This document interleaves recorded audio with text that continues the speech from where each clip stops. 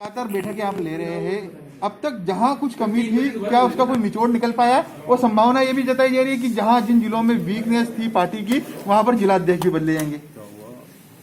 नहीं, पार्टी कमजोर कभी नहीं थी। जब हमारे 2 सांसद थे तो भी मजबूत थी और 303 है तो भी मजबूत हैं। लेकिन ये पार्टी की एक सतत और स्वाभाविक प्रक्रिया है कि संगठनात्मक तौर पर हम एक अंतराल के बाद जिलों की संभागों की समीक्षा भी करते हैं और काम को विकेंद्रित करने के लिहाज से भविष्य में हमारे मोर्चे प्रकोष्ठों का भी गठन होना है। कुछ जिलों में पंचायती राज के चुनाव होंगे, कुछ जिलों में निकाय के चुनाव भी संभावित हैं और 3 विधानसभा के उपचुनाव भी हैं। तो कुल मिलाकर संभागों के जरिए जो पार्टी के इस तरीके का हमारे संगठनात्मक काम हैं, राजनीतिक मुद्दे हैं, जिसके आधार पर हम और ज़्यादा मुखर तरीके से संगठन को मजबूत कर सकें।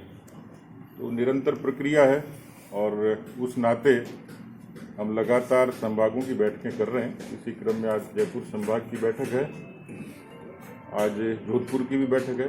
लगभग इसी महीने इन सारे संभागों की बैठकें हम लोग पूरी कर लेंगे। उसके बाद में फिर जो पार्टी की हमारे जो प्रकोष्ठ हैं, मोर्चे हैं, उनकी कार्यकारिणियाँ, उनको विस्तार हम लोग देंगे। अध्यक्ष जी, किसान आंदोलन है, आज बातचीत है किसानों से, लेकिन कांग्रेस कह रही है कि ये किसान आंदोलन एनडीए का अंत करेगा। देखिए, गांधी जी ने आज़ादी के आंदोलन के बाद कहा था कि कांग्रेस का अंत कर देना चाहिए, लेकिन मुझे लग रहा है कि अशोक गहलोत जी, राहुल गांधी जी सब इस काम में लगे हुए हैं। तो बीजेपी तो एक बड़ा विचार है, उसका अंत तो कभी होगा नहीं। एनडीए भी लोकतांत्रिक प्रक्रिया का और एक लंबे समय से चला रहा गठबंधन है, उसका अंत नहीं हो सकता। कांग्रेस के विचार का अंत जरूर हो रहा है, क्योंकि उनको किसानों के बारे में कुछ कहने का अब हक नहीं है। 50 साल तक बहुत लंबा समय था, वो किसानों का कल्याण करते, नौजवानों का करते, देश में बदलाव लाते, लेकिन उन्होंने सिर्फ इमोशंस की और स्लोगन्स की राजनीति करी। या तो नारों की राजनीति करी या भावनाओं की राजनीति करी। इस बात का इतिहास गवाह है। मुझे अफसोस हुआ कि मुख्यमंत्री इतना झूठ कैसे बोल सकता है। आज तक उन्होंने मेरी बात का जवाब नहीं दिया कि इस देश में आपातकाल कौन लेके आया।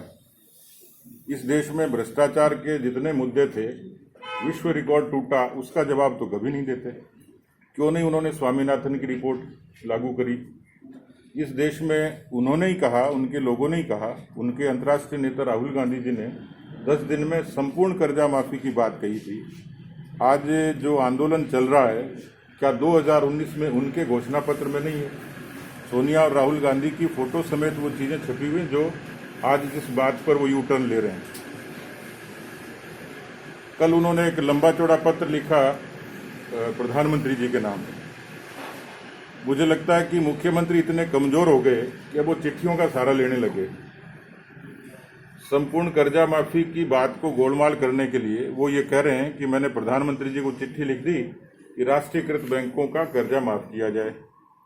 तो भैया, जब प्रधानमंत्री जी को ही करनी थी तो आपने पंचायती क्यों करी? वही सोच लेते।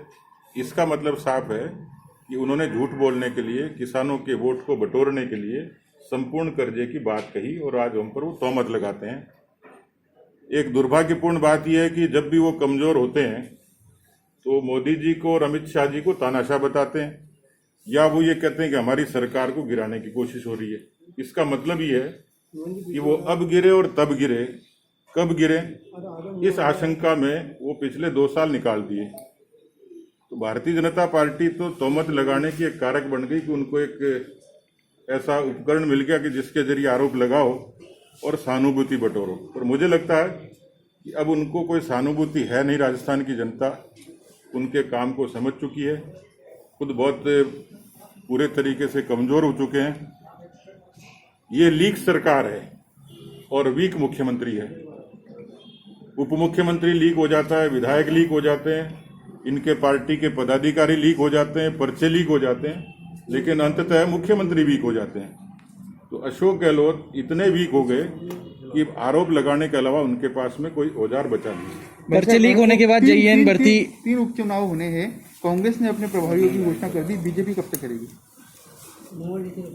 हम भी चर्चा चल रही है और हमारी तैयारी है, जल्दी हम उसकी घोषणा कर देंगे। पर्चे लीक होने के बाद जेईएन भर्ती परीक्षा स्थगित हुई, लेकिन अब बोर्ड कह रहा है कि प्रशासनिक कारणों से परीक्षा स्थगित की गई है। क्या आपको आशंका है कि इसका आरोप भी बीजेपी पे लगाया जा सकता है? नहीं, आरोप तो लगाए ना, हम तो तैयार हैं। हम तो पिछले 2 साल से आरोप ही झेल रहे हैं, लेकिन ये किसी भी सरकार की कमजोरी साफ जाहिर हो रही है। और बेरोजगारों के साथ जिस तरीके से खिलवाड़ हो रहा है, आज भी मैं अभी आया, रास्ते में आशा सहयोगिनी मिली। इस ठंड के भीतर उनको देश की दुनिया की चिंता है, लेकिन राजस्थान में जो लोग आंदोलन कर रहे हैं, ऐसे 2.5 करोड़ संविदा कर्मी हैं, वो इंतजार कर रहे हैं। पटवारी से लेके जेईएन से लेके तमाम भर्तियां इस तरीके से लंबित हुई, तो ये मुझे लगता है कि बेरोजगारों के साथ एक शर्मनाक मजाक कांग्रेस की सरकार कर रही है। ठीक, थैंक यू।